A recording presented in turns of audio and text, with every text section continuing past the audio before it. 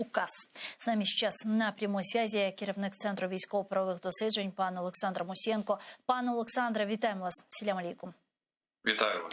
Путин все же решился признать независимость так называемых ДНР и ЛНР. Что это означает? Зачем это Путину и зачем? Как вы вообще в целом оцениваете все, что произошло сегодня, начиная с обострением на Востоке, заканчивая с заседанием Совета Безопасности России? Треба, я думаю, вже буде дочекатися цього його відеозвернення Путіна, що він скаже. Якась доля ймовірності того, що, можливо, він це не зробить, чи якась там залишається, хоча я думаю, що насправді невелика. Для чого це робиться? Треба розуміти, що є ряд факторів. По-перше, зрозуміло, що Російська Федерація не хоче залишати в спокою Україну, і цей конфлікт, він, на превеликий жаль, все-таки надовго.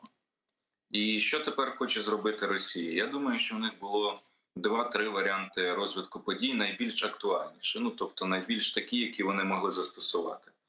Перше, це дійсно спробувати повномасштабне вторгнення і такий кидок на великі обласні центри, про які, зокрема, попереджали наші партнери Сполучених Штатів і Британії. Друге, він міг зробити обмежене вторгнення, починаючи це зі Сходу. Тобто все одно якоюсь причиною мало послужити провокація, якась ескалація на Сході. Тобто хоча б формальне якесь підтвердження, для чого він це хоче зробити. І тоді звідти би почалося, і як причина би того, що ми бачили, кілька днів спостерігаємо за цим сценарієм, вони ж теж були дуже тривожні, тому що і наша розвідка повідомляла, і наші західні партнери, що Росія може щось підірвати на окупованих територіях, створити картинку. Вони почали там відкопувати, знаходити якісь могили, начебто поховання людей, потім ці вибухи. Пане Олександре, извините, я вас перебью. Новость. Путин признал независимость так называемых ЛНР и ДНР. Ожидаемо, правда, скажите. Тепер давайте моделювати, виходячи з цього сценарію. Я думаю, що це план Б. Він, вочевидь, не був першочерговим. Я думаю, що він, вочевидь, не був першочерговим. Першочерговим, мабуть, було щось інше. Але звідки з'явилася ця історія? Який тепер можливий розвиток подій? Скоріш за все, це означає, що якогось повномасштабного вторгнення не буде. Принаймні, поки що про це говорити, я думаю, передчасно. Тому що далі події мають розвиватися таким чином. Тепер ця невизнана влада звернеться до Російської Федерації про надання військово-технічної допомоги. До речі, в цьому зверненні, яке адресувалося і голосувалося в Государственній Думі, там чітко написано, що не тільки признати, а й надати необхідну військово-технічну допомогу і певні там безпекові гарантії. Тобто це вже знак того, що Росія що тепер зробить? Тепер 2 варіанти. Вони або укладуть якусь військово-технічну оборонну угоду з цими невизнаними республіками, або зроблять інакше, або зроблять за варіантом Придністров'я, тобто запровадять російські війська під прикриттям їх як миротворці. І фактично зупиняться там. Тут наступний тепер момент. Тут є 2 сценарії. Один більш, мабуть, легший для Путіна, на жаль, легший, на превеликий жаль, тому що невідомо, як Захід відреагує на визнання цих республік і запровадження туди так званих російських миротворців, якщо не буде активної фази бойових дій. Можливо, і не буде жорстких санкцій.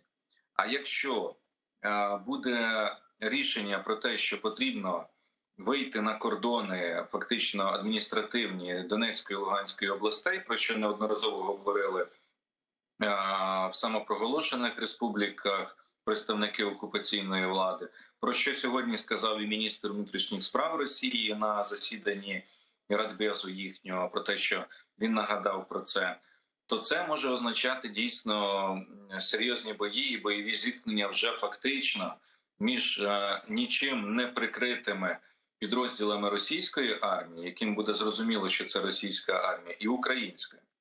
І це може означати початок такого там серйозного протистояння на Сході. І це другий сценарій.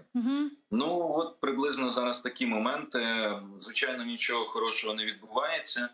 Нічим це хорошим для нас не закінчується. Росія продовжує тримати в нас напрузі, знову йдуть погрози.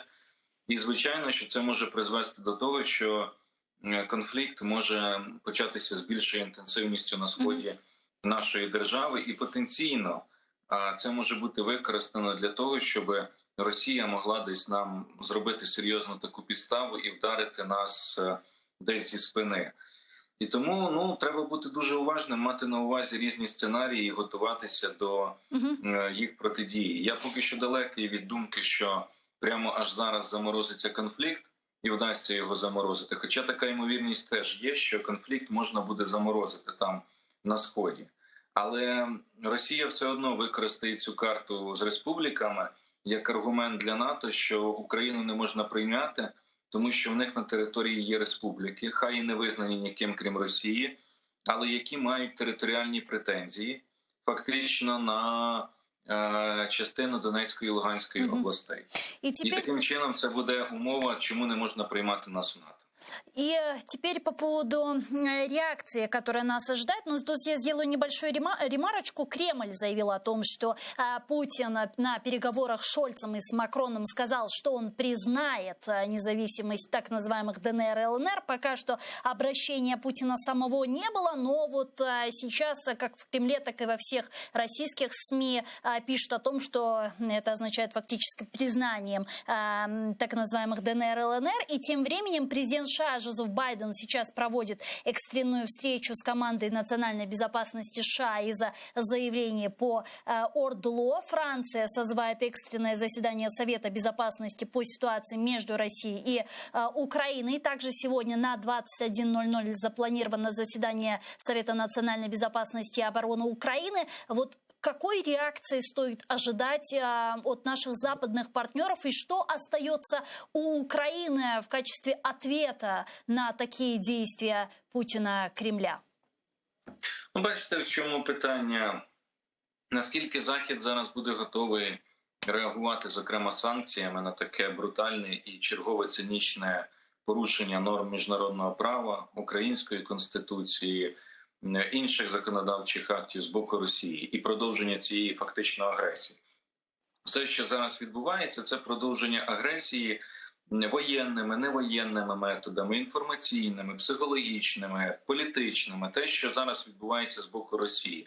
Це все продовження бойових воєнних дій. Ну, нехай не в класичному розумінні військових, але й військових теж, в даному випадку ось таких. І мені видається, що вже можна говорити про те, що, можливо, варто запроваджувати санкції проти Російської Федерації і виступати гостріше, і політично гостріше, і більше гостріше на санкційному рівні, в підтримці України і в засудженні дій Росії.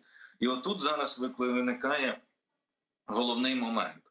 Що зробить Захід? Тому що, зверніть увагу, Захід до цього дуже довго узгоджував санкційні пакети, які можуть бути застосовані щодо Російської Федерації в разі повномасштабного вторгнення, або вторгнення, як вони говорили. Да.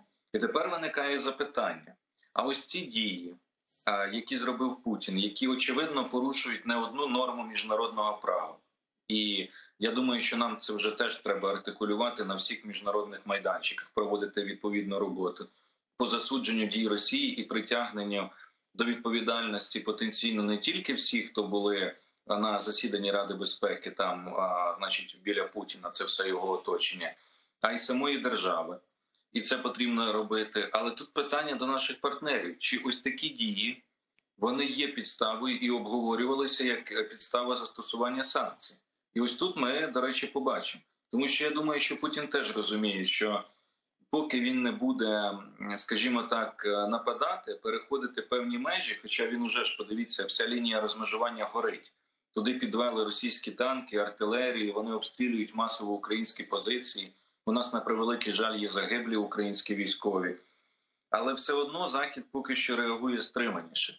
Я думаю, що це теж тест для Заходу буде, яким чином відреагує і зможе все-таки не давати нівелювати і розтоптувати систему міжнародного права і міжнародних відносин, яка зараз існує в світі. То есть это может быть не расценено как очередной акт агрессии со стороны России, может не повлечь за собой те серьезные адские, дьявольские санкции, о которых предупреждали. Я правильно вас понимаю?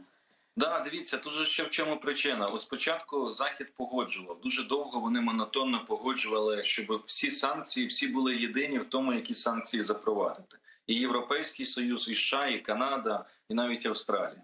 А тепер вони на стадії того, а коли ж це має бути?